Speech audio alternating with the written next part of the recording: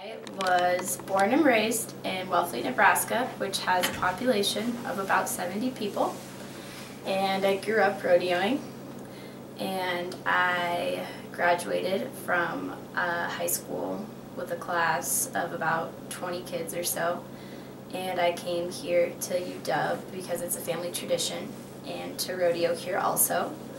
And my major is agricultural communications, and I have a minor in horticulture, which is what I'll be talking about today. In junior high and high school, and my favorite contest that I took place in was floriculture, which is a part of horticulture. It's just specifically about flowers and floral arrangements. And then my freshman year here, I took an agroecology course, which is just general plant science. And I learned about the horticulture minor then, and it also incorporates floriculture, which is, like I said, what I did in high school. But there's a little bit more to it, the whole process of nurseries and landscaping and yeah. So what set apart horticulture from the other events back in your FFA days? I really enjoy the creativity behind it, but also the science behind it. There is a lot of art behind it, and thinking that goes into putting a floral arrangement together. But also I understand plant science a lot better than, say, animal science or welding or something like that. Just everything that goes into it, from planting a seed to selling a floral arrangement. I just really enjoy it and the creativity behind it. Did you take any art classes in high school? I'm not the most artistic when it comes to drawing, and I think that I'm able to represent myself better when it came to flowers. So horticulture was kind of an outlet for your creativity. Yes. So what are some key things, how do you think that horticulture can interact with people? What do you think it evokes from people? Number one, the smell. Flowers smell really good.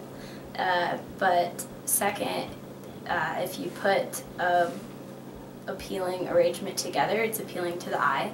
If you have the right balance behind it, textures, people want to feel them. It invokes all 5 of your senses pretty close, and yeah. Yeah, you can even hear. Yeah, you can hear them. You could taste them if you want. Yeah, it's crazy. There's really no other form of art that touches on all 5 things. Mm-hmm. And I'm sure there is maybe culinary stuff, but right. Art in general, like we said, is something that makes you think, invokes your senses, makes you compare and contrast and think about what's going on behind the designer's concept. And horticulture does the same. You might possibly think what that person was thinking when they put that floral arrangement together. And it's something that can tie people across cultures, or has different meanings in different cultures. Art does, and different flowers do. Different landscaping arrangements do. The bonsai and the, can we like cut this out or something? The ikebana design is huge in Japan. And I know that their Japanese cherry blossoms are huge, and all of their plants have meanings, and that they lots of times think that if a different plant sprouts in the spring, it might have been someone that they knew that passed away within the last year. And so plants hold lots of different meanings, and that all ties back into horticulture. Horticulture is an art, but it's also a giant industry. It employs millions of people, and has a very large market all across the world. The tulip industry is Holland's biggest industry, not Holland, Denmark.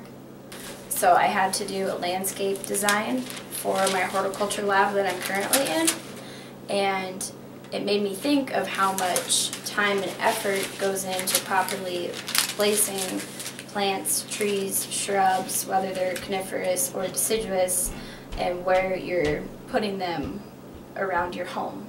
Or not just your home, but a park or a business. because over time, in the course of 50 years or so, they're going to sprout up, and you have to plan ahead and think of how they all work together to make a scenery.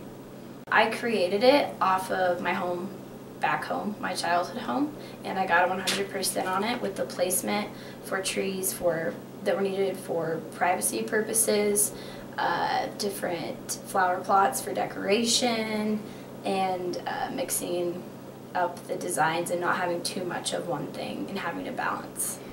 So you unintentionally, at your home when your parents already had 100%? Perfectly designed landscape at my home, back home.